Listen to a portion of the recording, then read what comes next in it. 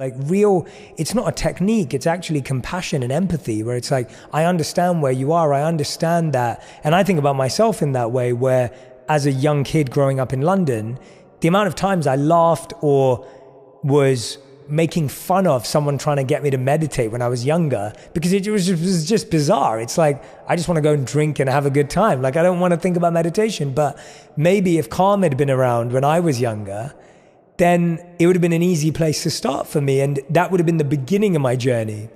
And of course, Calm has evolved so much since. But yeah, how have you kind of tackled that opinion? Because I'm sure you've faced that so much. Very much so. In the early days, when we'd go to parties and tell people we were building a meditation app, we'd get one of two reactions. One is that they'd back away from us and make any excuse to go and talk to someone else. The second was that they'd be like, oh, I've heard of that. I've tried it, but I can't do it. My mind is far too busy. And it has been extraordinary how that has shifted over the last decade. Again, this is connected to mental health. Do you remember how stigmatized it was? No one talked about it. Could you imagine telling your boss you were struggling with your mental health years ago? It wouldn't have been a good move. And for most organizations now, that has changed dramatically.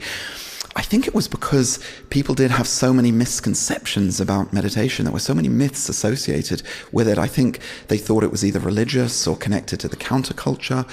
They thought they might have to dress up in robes or go to a different country or sit for hours and hours in an uncomfortable position. And we just wanted to let people know that that is not true. You can literally start with one mindful breath.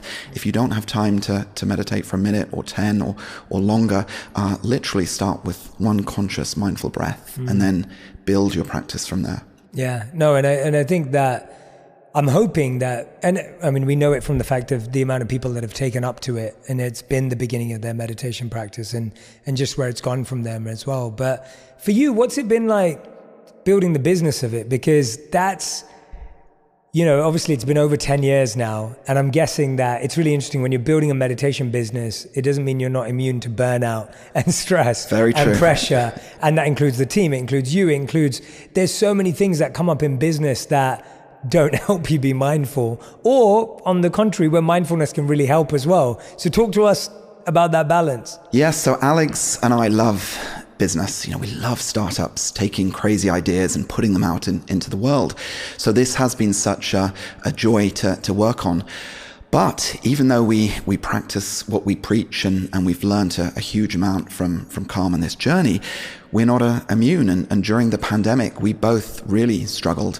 We were running the company over Zoom. We were on Zoom for 10, 12 hours, sometimes more, every single day. And we were based in Europe. The team was over in the US, so there was time zone challenges as well. And we just started to feel it. We felt it in our bodies. We weren't moving around as much. We felt it in our minds. We were just tired and stressed and exhausted. So that was a very, very challenging time. And we're both in a much sharper, more energized place now. But that was a very tricky part of the journey. And it was one of the reasons why we both decided to take a new role and bring David in as the CEO, who was absolutely brilliant. We bought his company, Ripple. One of the reasons was we wanted to move more into healthcare. Healthcare in the US is a $4 trillion industry, and a very small proportion of that is spent on mental health, and that is changing rapidly. And so Ripple was a healthcare company, so that helped. But we also just wanted to get back, both of us, to what we love most, which is the 0 to 1 phase, that messy, chaotic, creative, wonderful part where you're building something that has never existed in the world before. And we weren't able to do that when we were on Zoom for 12 hours a day. We were doing, 2026 financial planning and feedback with team members, and it was not lighting us up. We could do it. We can run hundreds of people company, but I think in life you have to focus deeply on what you are really, really good at. So a few sleepless nights before handing over the reins to David as CEO, but I can honestly say it's been one of the best things I've ever done, and I think Alex feels the same. So we are both now co-chairmen, so we're still involved very deeply in a new way, but because we love business and creativity so much, we're now running Calm Studios in London, which is fully connected to Calm, but it's where we can dream up the future. Where is the puck going? What is the future of mental health? And what is the future products and services of Calm? So that's what we're deeply involved in at the moment. I mean, that's so exciting. And it's such a beautiful example as well of just how detachment works, even in business, and knowing when it's okay to let go of something to create more space for something else.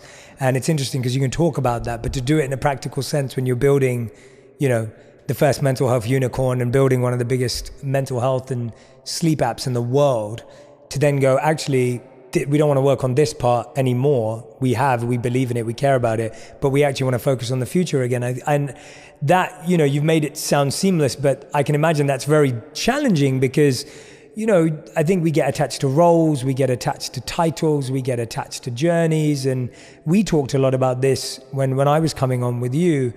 And it was the same for me, where I had a lot of people in my business and my world saying to me like, Jay, you should start up your own app. And why would you partner with a Calm? And why would you partner with anyone? And, you know, we had other apps that were reaching out to us.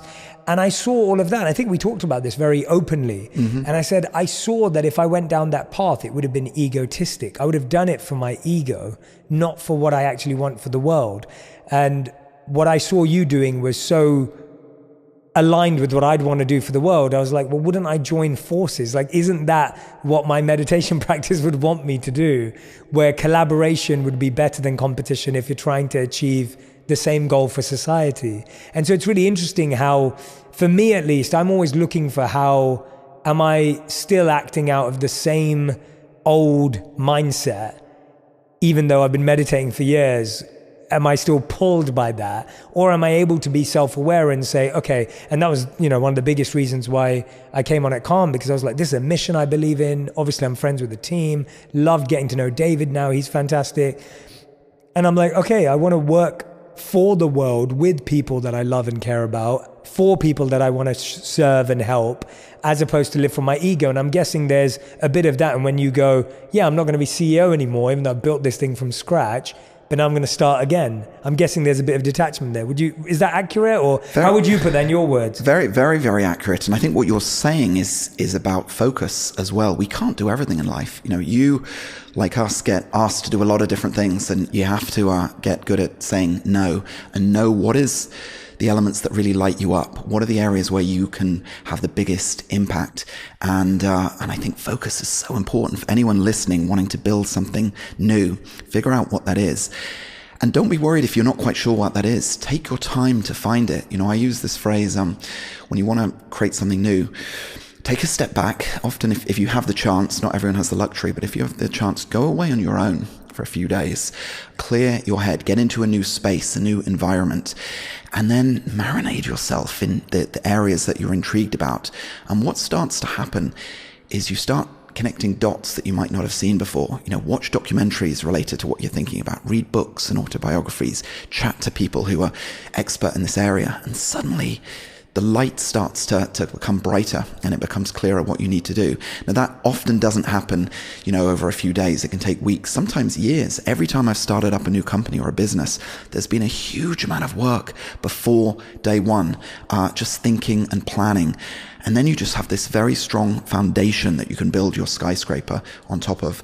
Calm was that case. From the very early days, we did a lot of research and a lot of thinking, but our mission was to make the world happier and healthier. And it stayed exactly the same over this last decade. You know, I love hearing that and I love your advice on stepping back, you know, to kind of really understand what you're trying to do. And I love the idea of you saying that it could take years. I think the challenge has become that today, because we're living in a world where there's so many successes and there's so many more success stories in our generation, that people are scared to start because they're scared if it won't be big enough, or it won't be, like when I started creating content, I wasn't even aware that it could get 1 million views. Like, I didn't think about that. I was happy with 100 views or 1,000 views at one point, because I didn't have a false marker. In the same way with business, like, I don't think most companies that today have $1 billion valuation or even billion in revenue, like, they didn't start with knowing that that would be the case. Maybe at one point it became a strategic plan or a focus to get there, but that's not how they felt on day one. And it's almost like not having that pressure was better, because then you were able to pivot and shift and change and not stay so tied. And I think today I mean, Calm was always meant to be a meditation app, I guess, and now it's so much more. It's a sleep app. It's got, like you were just saying now, like there's now the daily move, right? There's so much more happening on the app that's not meditation. And that comes from being open and curious. And so how do you encourage people? Because I think there's so many people listening right now and they may be like, Michael, I want to start the next app, or Jay, I want to start the next podcast, or I want to build this. Like, you've given some really great insight, but I personally feel there's too much pressure for what you build to be big, and that's actually what ruins it. Yes, very, very good point. So we live in this culture where it just looks like there's overnight successes everywhere. We're surrounded by people who